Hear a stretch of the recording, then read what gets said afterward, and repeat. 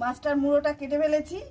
এই যে মাছের মুড়ো, মুড়োটা কাটা হয়ে গেছে 2 পিস করে। এটা আমি আবার পেটি করব।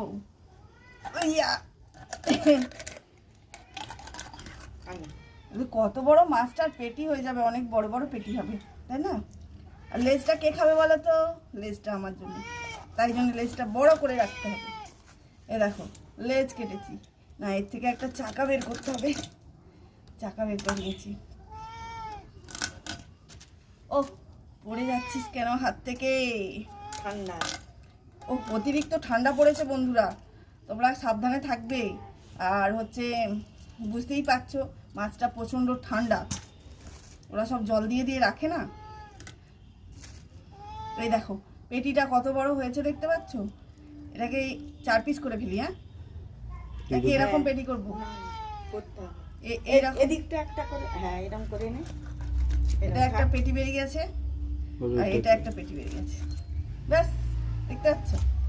আর এই যে চাকাগুলো ভীষণ বড় বড় হবে কিন্তু। ওদিক দিয়ে কাটতে।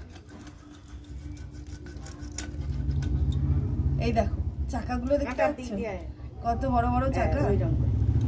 এই দেখো আমি আসলে মাছ কাটতে জানি না, সত্যি কথা বলতে। অনেকদিন মাছ কাটা ছেড়েই দিয়েছি,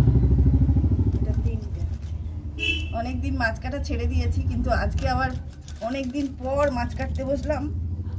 বেশ ভালোই লাগছে, দেখো কত সুন্দর বড় বড় একদম মাছগুলো ভালো কাটা। এই দেখো কত মাছ হয়েছে। এবার তোমাকে খেতে দেবো, চলে এসো। আসো, এতক্ষণ বিরক্ত করে মারছো প্রচুর, কানকোগুলো তুলে দে। প্রচুর বিরক্ত করছিল। এই যে মাছের কানকো খাবে, চলে আসো চলে আসো। আলাদা করে ওকে দিয়ে দে। হ্যাঁ হ্যাঁ দেবো দেবো, চলে আসো। বিলাই ম্যাও ম্যাও ম্যাও।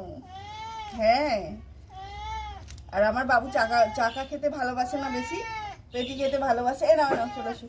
হ্যাঁ পেটিগুলো একটু কাটতে হবে। এগুলো না খাজলে ছোট হয়ে যাবে তো। ও এটা তো তোলাই হয়ে গেছে, তাই না? আচ্ছা সব হয়ে গেছে। তো এটা এখন রান্না হবে, তোমরা তো বুঝতেই পারছো। আজকে একদম দারুণ সুন্দর করে রান্না করতে হবে। কে কে আসবে চলে এসো। কুকুর এটা ফেলে দিচ্ছিস কি গো মা? এইটা এই দেখো ফটকা, এটা আমরা আগে ঝাঁটা কাঠি দিয়ে ফাটাতাম। এটাকে ফাটাতে দারুণ লাগে। আর ওরে বাবা, ওকে দিয়ে দে। যদি কড়াই দেওয়া হতো না বাবু, এটা যদি কড়াই দেওয়া হয় তাহলে একদম ফাটবে, ফাটাস করে ফেটে